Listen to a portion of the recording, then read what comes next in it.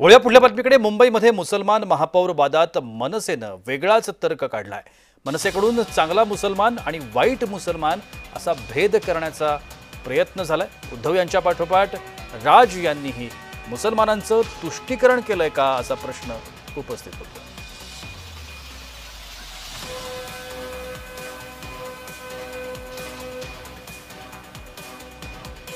मनसेकडून चांगला मुसलमान आणि वाईट मुसलमान असा भेद करण्यात येतोय का असा प्रश्न या संपूर्ण घटनांदरम्यान उपस्थित झाला।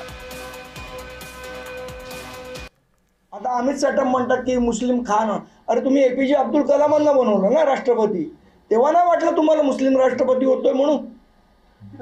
मग किती दुटप्पी भूमिका आहे। त्यामुळे मला असं वाटतं की त्या राज्याचा सन्मान राखला गेला पाहिजे। त्या राज्यामध्ये त्या भाषेचा, तिथल्या संस्कृतीचा, तिथल्या माणसांचा सन्मान राखला गेलाच पाहिजे। मग तो अमेरिका असो, भारत असो, तर अजून कुठला देश।